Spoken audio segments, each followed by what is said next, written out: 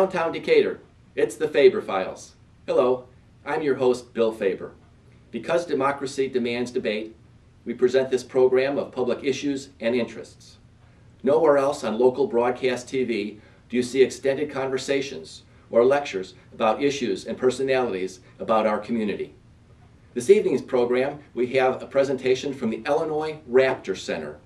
Jacques Nuzzo and Jane Seitz will be presenting their information and their conversation about the raptors that frequent our neighborhood here in central Illinois. The eagles, the hawks, and the other birds of prey that are so well known to Jacques and to Jane. This is a stimulating and exciting program for adults, for grandpas, grandmas, and the kids. So gather around and let's watch Jacques Nuzzo and Jane Seitz tell us about the raptors that live as our neighbors. Thanks for watching. I might introduce Jacques Nuzzo simply as director of the Illinois Raptor Center. But I've known him too long, and I'm going to say a little more. Oh, many years ago, I remember that he and Jane, we called it CPR for Wildlife. And they were receiving some injured and orphaned wildlife and nurturing them back to health and releasing them to the wild if they could, if they weren't too incapacitated.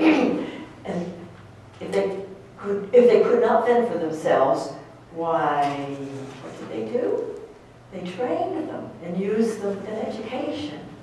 And this idea was so potent and it grew so well. They started in a little old building out there. I don't know how in the world they did it, but they made themselves a hospital for the birds. They made views to house them. This all led to a nature center and to field operations. And he and Jane did all this while expanding and improving their facilities. It's a wow to me. It's not a 9-to-5 job for Jack, it's all his life. It's really my privilege to introduce this amazing and dedicated person, Jacques Nuzzo.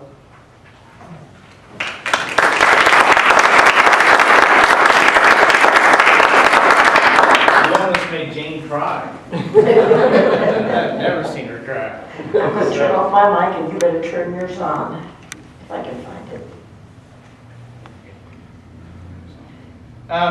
So how many people have heard of us before? Just making, yeah, pretty much a lot of you have heard of us before. So there is a past to the Raptor Center, and as Marge said, there's an older name for us, which was Wildlife CPR, which was years ago. And then there's kind of a present Illinois Raptor Center. Things have changed a great deal. The first thing I'm going to show you is that the misconceptions of what we do. And so we are a wildlife rehabilitation facility. We're also a wildlife education facility. We're also involved in a lot more other things now. For example, we're involved in some habitat restoration. We're involved in some research projects. We're involved in quite a few things. And so a lot of my friends think this is what I do. I take care of baby animals that are really, really cute. And this was actually a photograph that was sent to us. Some people have raised this thing. And this is not what we do. This is actually this goes way against our standards. This actually kind of repulsed us when we saw it. This is not what a wild animal is. They are, to us, they are wild animals. There's a certain behavior they should have. There's certain traits that they should be showing us. So the other problem is too is that this, because of this mentality people have about animals, for example, someone brought us this eagle, and this eagle's in bad shape. Very, very bad shape. And, you know, they open up the box, and they were sitting there going, oh, you know, we found this eagle on the ground, and the first thing I see is, wow, that's not good. And I mean, this thing couldn't even keep its head up. We had to roll a towel up to keep it under its chest, just to keep its head up. This is a magnificent, powerful creature. And so as I'm trying to get this thing set up, and we're trying to figure out what we're going to do here for this guy, the people who brought it in, and they were good, kind-hearted people, don't get me wrong, but they couldn't stop talking about how wonderful this eagle was, and it's just the sweetest little eagle, and it just let me touch it and pet it, and so we took some pictures with it, and then we brought all the kids out, and they got their picture with it, and this is just the sweetest, lovable eagle. And we thought, well, you really don't have a clue on what's going on out there. As a matter of fact, here's what happens. They come in this way, and everyone goes, oh, you know, and then we make this thing feel better, and this is what they turn into. They turn back into their little bird of prey cells. Am I messing up here? Okay. So, there's a misconception about how wild animals act, and what exactly it is that we do with them. Our job in the hospital is try to get everything back to this state. Everything back to the point that they distrust us, that we are not their friends, that you know, we don't want our eagles to come up and eat out of our pocket or anything like that. We want them to be back in the wild doing what they do, which is fighting each other and stealing food from one another and hunting and building nests and things like that. So we kind of wanted to clarify that a little bit. Just a little bit about us. We are a non-for-profit. We have 25 acres of land now in Macon County along the Sangamon. As I said earlier, we do wildlife rehabilitation, wildlife and environmental education, habitat restoration, and expanding the rapid research data collection. We focus on birds of prey. We talked about this a little earlier. We like just about everything else that exists in the outdoor world. We're not just bird of prey nuts. We like everything except I don't like cockroaches, sorry. I can't stand those little things. We are the largest raptor center in the state of Illinois. There are several raptor centers out there, but we are the largest one and the only one that owns their own property and manages their own buildings and stuff. We emit almost 500 animals a year. We average about 150 off-site programs a year, which is roughly around 15,000 people. It's actually a little bit more than that. We operate on donations from the program, from the public, program fees, and an occasional grant or sponsorship. One of the things that we've really built ourselves on here not too long ago is the Illinois Wildlife Preservation Fund. There's this really cool thing. You guys know when you do your taxes, you can donate a little bit of money to that Illinois Wildlife Preservation Fund. And that goes into this big pot, and then they hand it out to folks. And there's a section in the Illinois Wildlife Preservation Fund that goes toward rehabilitation centers. But it has to be a rehabilitation center that works with endangered species. And it can only be used for replacing or repairing existing structures or objects or things like that. So we have gotten quite a few Illinois Wildlife Preservation Funds because we're the only ones that's ever applied for it. So nobody knows about it. So we keep getting grants until someone figures out they can get them, and then we're probably going to not get them anymore. So a little bit about our wildlife rehabilitation and our rescue stuff. This is what we see a lot of. So a lot of times we will get a phone call. We will try to spend as much time with you on a phone call trying to evaluate whether or not your animal that you have found needs to be brought into us. And this sometimes is upsetting to people when I'm constantly asking them questions about the animal. They just think that we want you to grab that little guy and rush into the center and we're going to take care of it. And that's not exactly what we want to do. What we want to do is the best thing for the animal that we can possibly do for the animal. So that breaks down into these two different areas. There is a humane way of thinking from an animal welfare standpoint, and then there is a natural way of thinking. What's the best thing for this wild animal in a natural type setting? So, for example, this is a little great horned owl. This is a day-old baby great horned owl, and you guys can see that little thing on the end of his beak? Anyone know what that is? I'm so sorry, my friend is standing in front of me here. It's like cracked egg. Yeah, it's the egg tooth. It's what they actually chip their way out of the egg with. It's so cute to see him. Look at the little tiny feet on that guy. And I always call these things the teddy bears of death because they grow up into big giant monster great horned owls. So here's the story. This thing is in a nest. Great horned owls do not build nests. They actually just kind of take over a nest of something. It could be a crow nest, it could be a hole in a tree, it could be a tire on the ground, and the nest falls down or is destroyed, or the bird is found displaced from the nest, and so automatically it is believed that since it can't go back up there, it needs to come to us. And that's not necessarily the case. We will try our best to try to get that animal back with its parents. The reason why is that wild animals are much better at taking care of their babies than I am. From a welfare standpoint, though, if I take this great horned in, it will be protected, it will have medical care, it will be sheltered, it will have a surrogate mom, it will have all the food that it wants, But is that the greatest thing for the great horned owl? I don't think so. I think the greatest thing for the great horned owl is mom and dad come and feed it. It sits in whatever nest it is. It sees the forest around it. It sees the other little animals that it can eat later on in its life. Starts targeting stuff.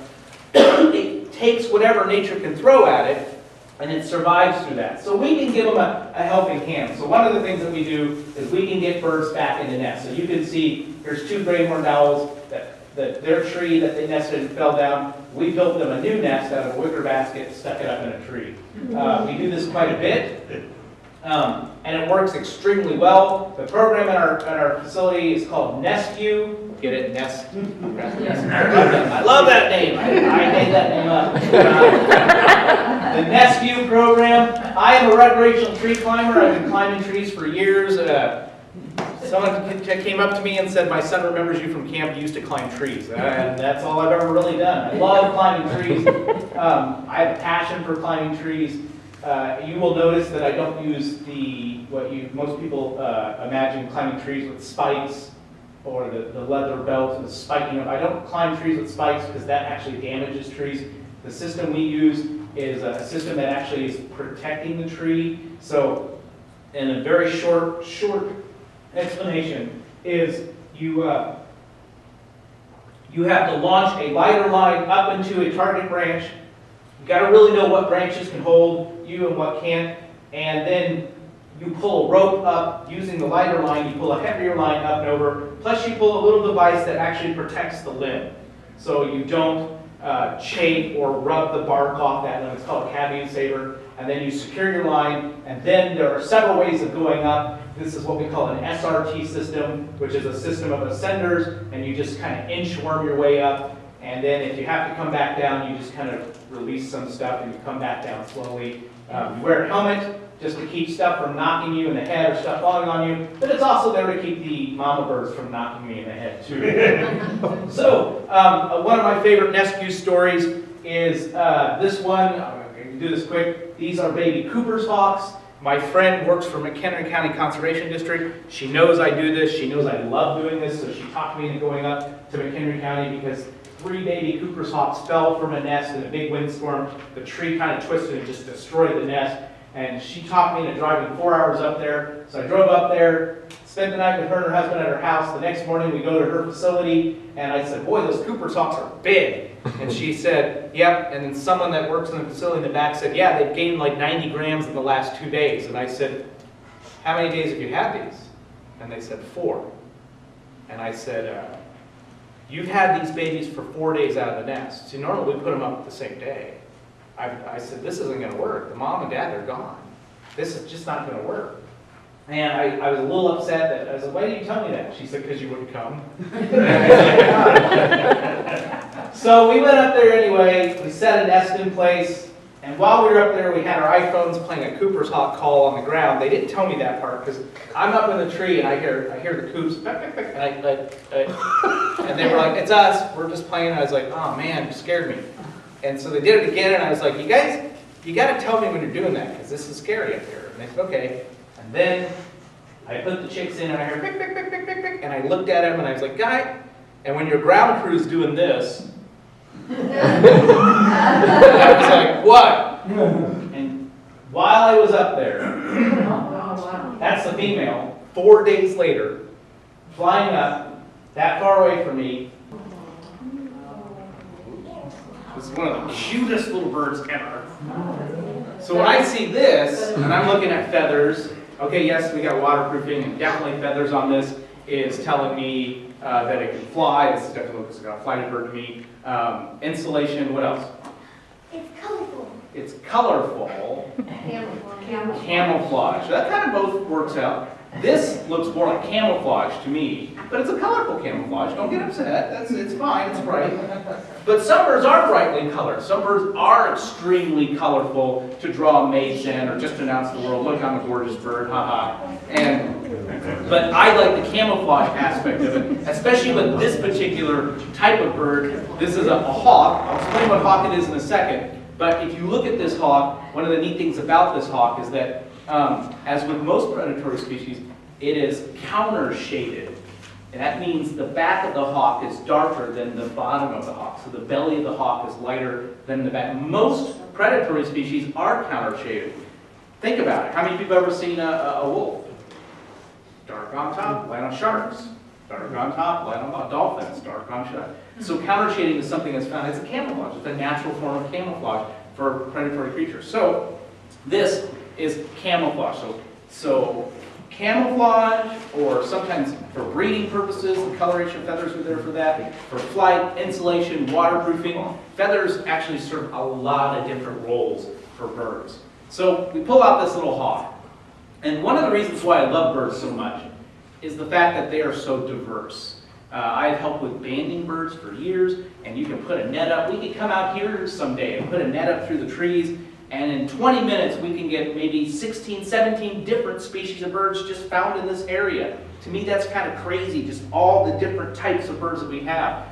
If we net one of these, I'd be really happy. These guys are kind of hard to find around here. This is scow, and scow is a Danish word for dweller of the forest, and this is our female broad-winged hawk. This is a broad-winged hawk. This is as big as they get. And this is actually a giant, chunky, she eats a lot, but she's a giant, chunky, broad-winged hawk. So it's in this family of hawks we call bootios. And I just want to play the call for you real quick because it's such a fierce-looking bird. But the call from this bird is just mind-boggling. I love the call. I should have had this prepped beforehand. It takes me just a few seconds. But one of the greatest ways to identify a broad-winged hawk is by its call. And I love the call of this bird. You guys ready? Yeah. Let me turn the sound up. I think I turned my sound off here. There we go. That's it. That's it. They just go. That's it. You're walking through the woods, this fierce bird lands on a limb, looks at you and goes, it just throws you off balance. You're just standing there going, you should scream, or roar, or something to that effect. But they got the cutest little call. So, just kind of wrap this up a little bit. This is a bird of prey. We've already established this is a bird because it's feathered. And we already established why these animals have feathers, which is just kind of curiosity. Anyone know anything about dinosaurs? I'm straying off a little bit here, yes? Dinosaurs.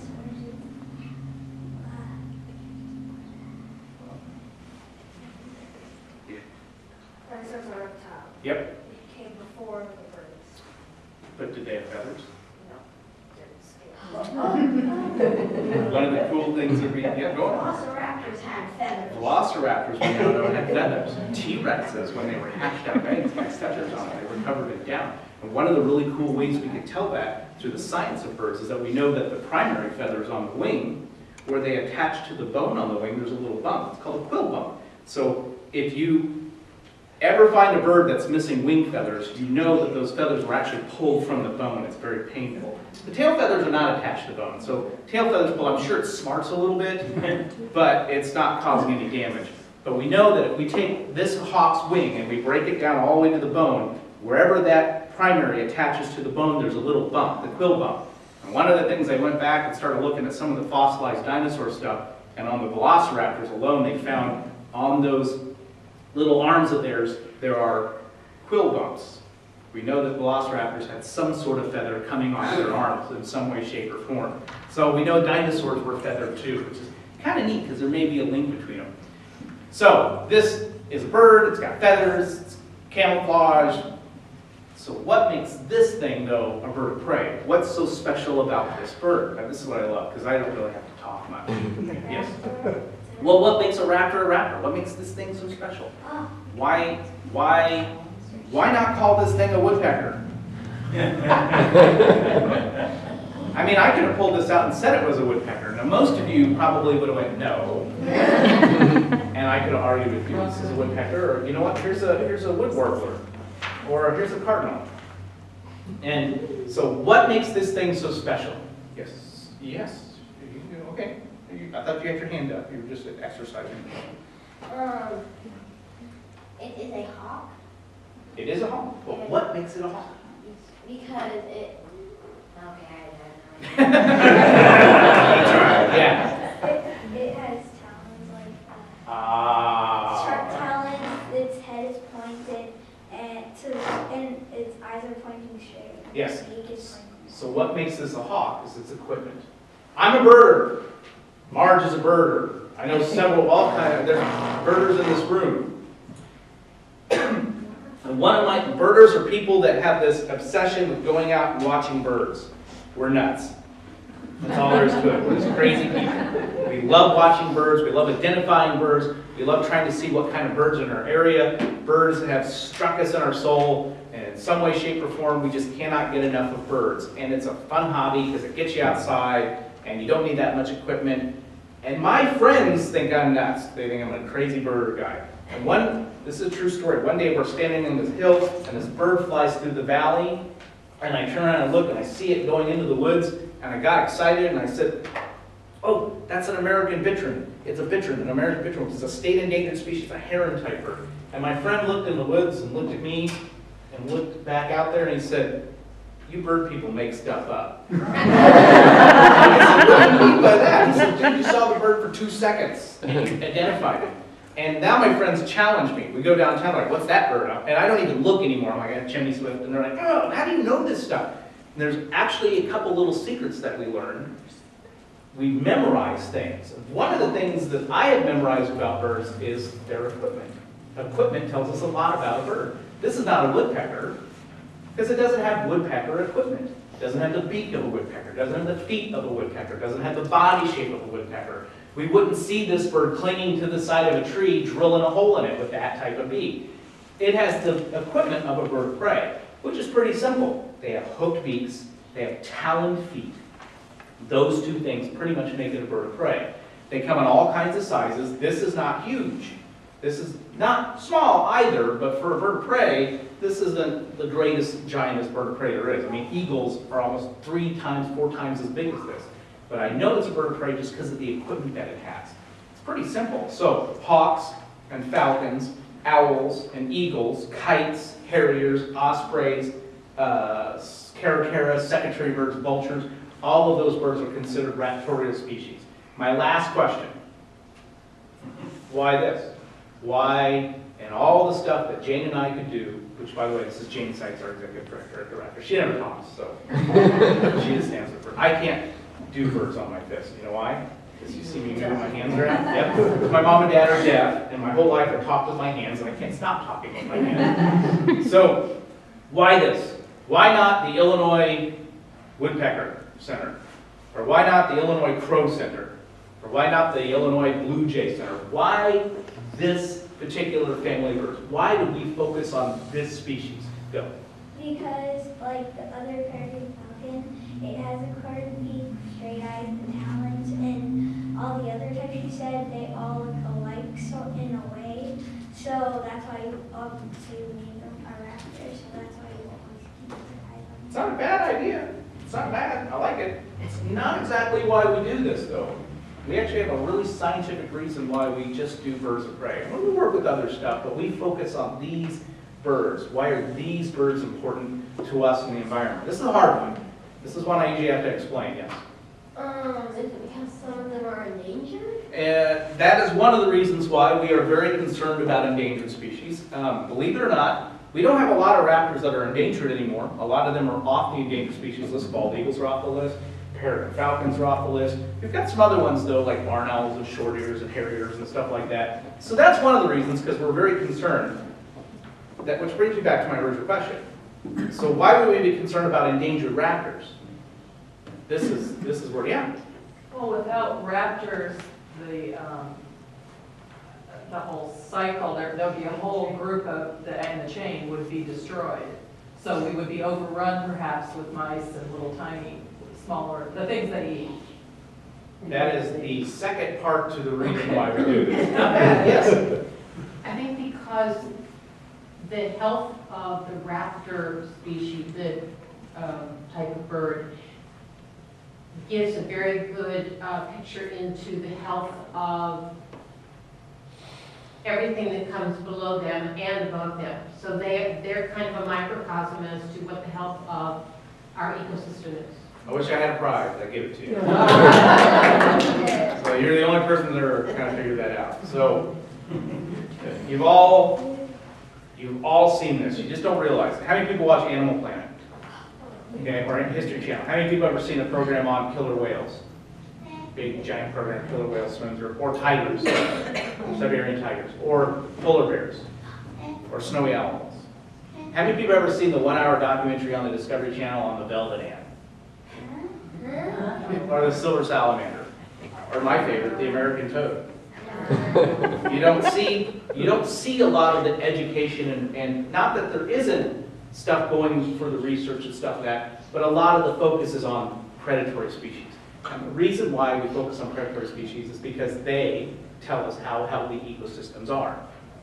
You have these things, if you have broadwings nesting in your area, and you prove to me you have broadwings nesting in your area, I automatically know a lot of stuff about your area. I know that you have probably large tracts of unbroken, mixed hardwood forests like oak hickory forests. I know that you have tons of reptiles and amphibians there because that's what these guys eat. Matter of fact, these guys migrate to South America. They love toads. But one of the things that happens is we've had broadwings in the past.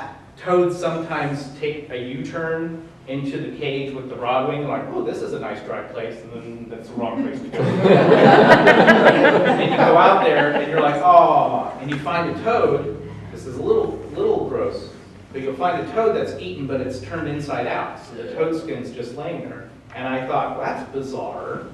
Why eat the toad inside out? Well, one of the things that they eat in South America are poison arrow dart frogs, which are toxic.